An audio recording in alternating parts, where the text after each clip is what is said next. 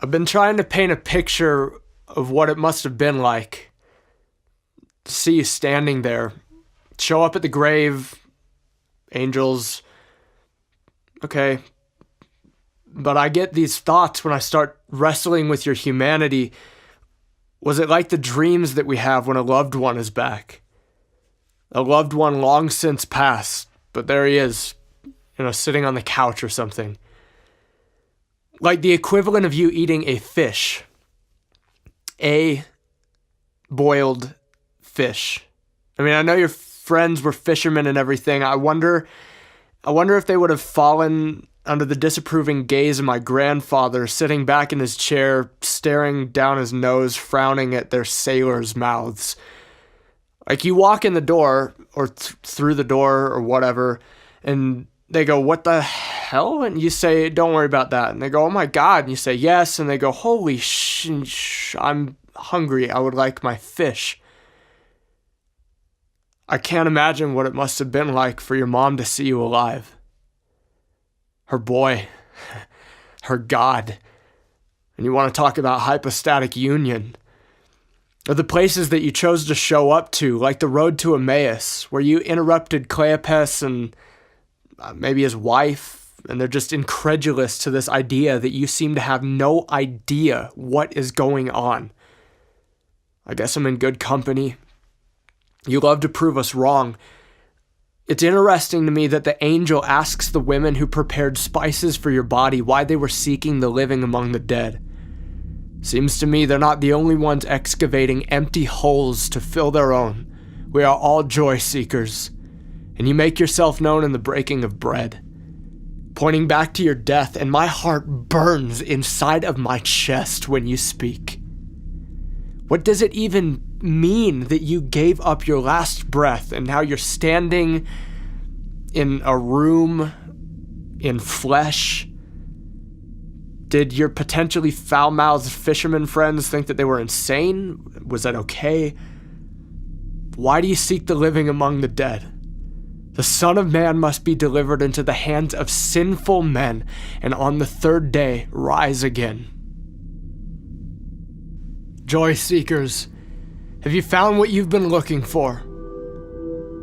Blood-bought joy faced the torture of what it took to pay the bride price, and if the killing of the author of life couldn't extinguish his light, then nothing will. Joy seekers, have you found what you've been looking for? Did you find it in peace? Did you find it in war? All men seek happiness without exception, whatever means they employ or avoid. They all tend to this end. Joy. Seeker, if Pascal was right and the will never takes even the smallest step forward without that motive in sight, did his principle apply to you? And what would have been the difference between the two of us if Satan had offered me the world for a head nod? That's it. Just a little bend at the waist ever so slightly to forfeit suffering and inherit a kingdom. Would I have seen those kingdoms as mud pies? Would I have chosen the slums? Joy seekers, I confess that true happiness now remains to man a mark and empty trace that I seek after from things absent for help I do not presently obtain in vain. But joy seekers, I confess that God came after me. And when I wake to find that I have fallen asleep for the last time, I believe that Christ's sacrifice for me satisfied the fury that should have been breathed out on a creature far too easily pleased with ambition and sex and drink. Stacked up against the unblushing promises of a holiday at sea, joy seekers. If you hear his voice today, do not harden your hearts as in the rebellion. Let them break. No, let them be made whole. No, let it all be one and the same. In joy, our seeker endured the cross, despising the shame, and he showed us the marks where he absorbed the pain. Maimed at the same hands that leave nothing outside of their reign, let it be explicit that the image of the invisible God accomplished exactly what he envisioned: a rescue mission, a resurrection mission, a redeeming Adamic insurrection mission, a hand outstretched in one direction mission, a sacrificial, irresistible affection mission. Joy seekers, the cross is cosmic. The earth groans while it waits. You and I will see it, a new Eden, one day. Not yet. Our bodies still remain subject to weakness, aging, and death, but we eagerly anticipate, already born anew to a living hope through the resurrection of Jesus Christ from the dead. Joy seekers, still your power grabs, still you're searching. The King is in your midst, a mighty one who will save. He will rejoice over you with gladness. He will quiet you by his love.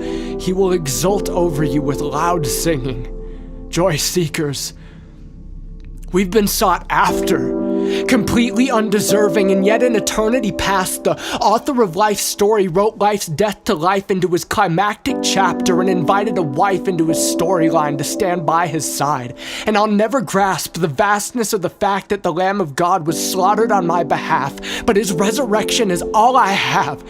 His resurrection is all we have. His resurrection is all we need. Jesus. If you're not alive, call us pitied, call it off, call it empty. But if the tomb is empty, call us family, call us finished. Say that our seeking can cease. Joy seekers, you have found him.